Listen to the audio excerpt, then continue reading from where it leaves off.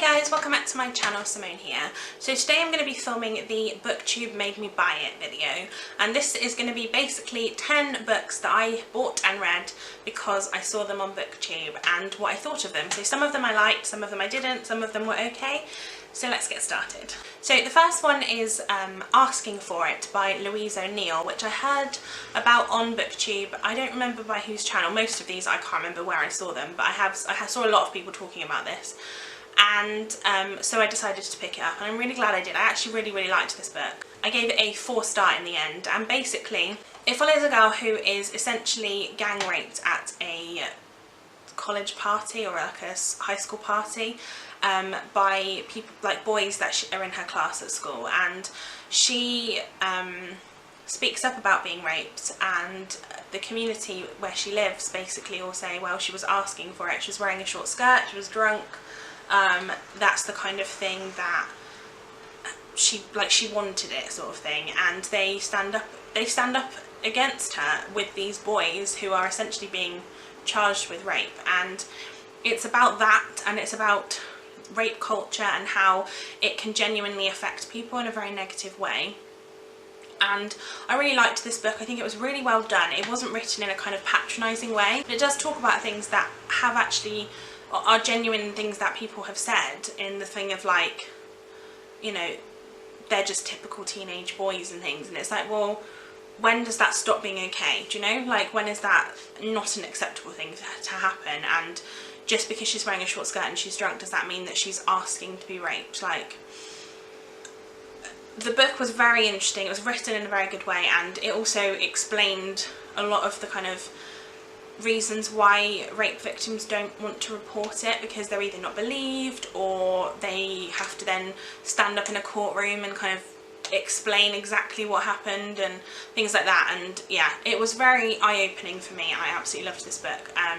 Yeah, very interesting, and a very difficult topic to read about. The second one I want to talk about is It by Stephen King. Now, I am reading all of Stephen King's books, but I kind of skipped the queue of It. Like, it wasn't the next one on my list or anything like that to read, but I sort of decided to read it out of order because everybody was talking about it. Now, that was also because there was a new It remake of the film, but I don't think I would have necessarily read it at the time when I read it, because unless Booktube kind of talked about it a lot. And I gave this a 3-star. I actually did really enjoy this. You all know I love Stephen King anyway, so it's not really a surprise that I liked this story. I think that it's not particularly scary for me. Like, a lot of people think It is scary, but I don't.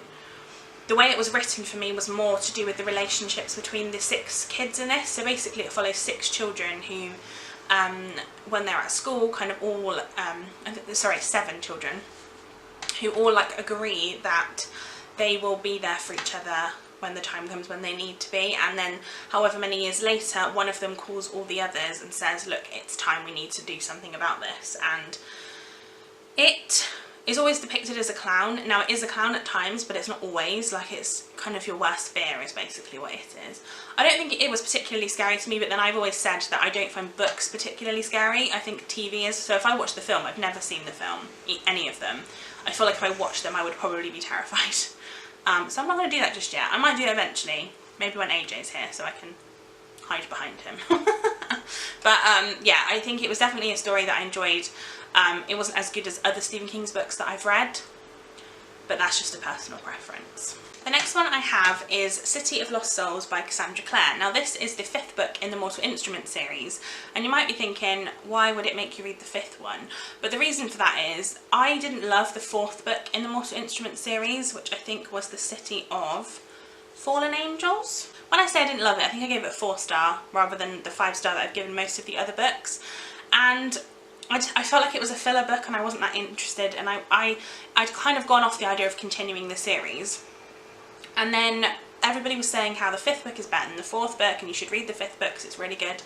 And so I decided to read it, and it was right. I gave this a 5-star. It's my favourite of the series, so I'm really glad I listened to Booktube and actually did what they said. Because if you don't know, the Mortal Instruments series, most people know what it is, but it basically follows the Shadowhunter world, which is a world where they essentially kill demons and try to protect the humans and the downworlders and things like that. And there's lots of different creatures like vampires and werewolves and things involved in the whole story, and I liked this one a lot. Yeah, I don't really have anything else to say because it's, like I said, this is a sequel, but I'm glad I continued the series. I only have the last book in the series to read, and then I can finally get on to like the Infernal Devices and the is it the Dark Artifices, which is the new ones that are coming out.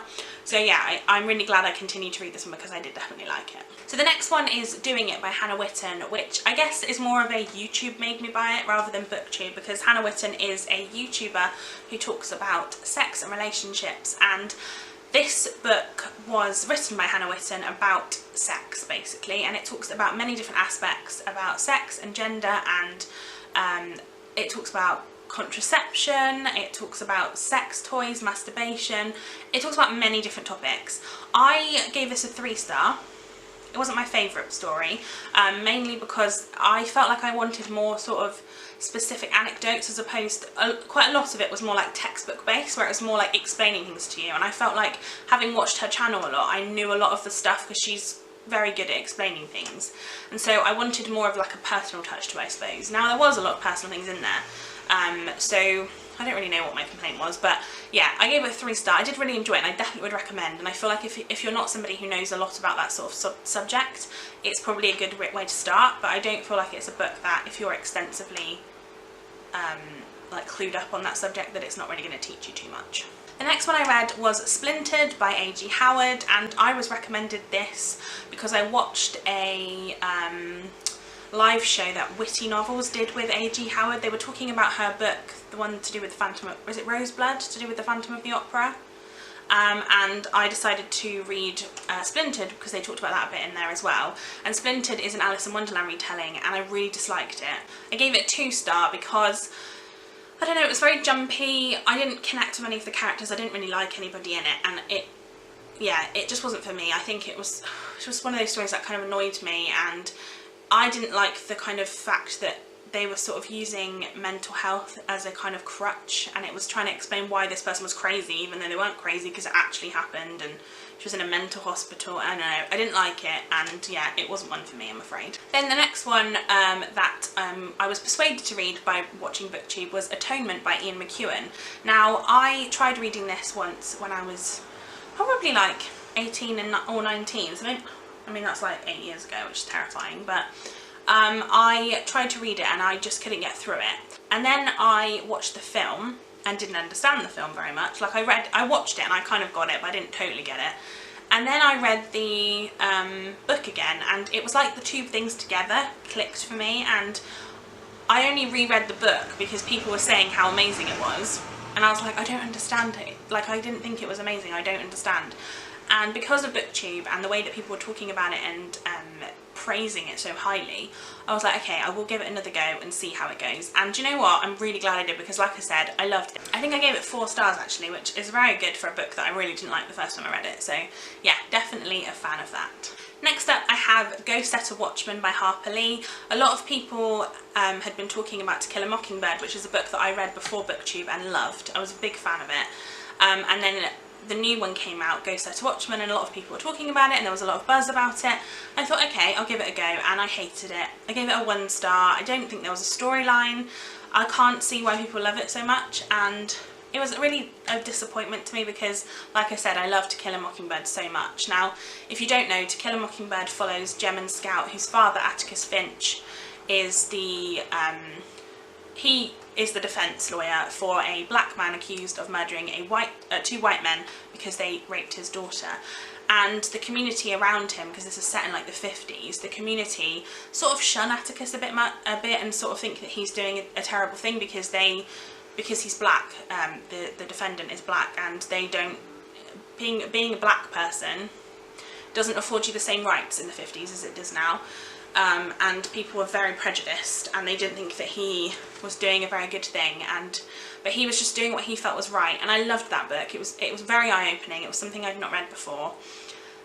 And then I read the second one and I was so disappointed. Atticus had like dissolved into this nothingness, like he didn't have like a character. I didn't feel like he had a personality anymore, which was upsetting because he was so good in the first one.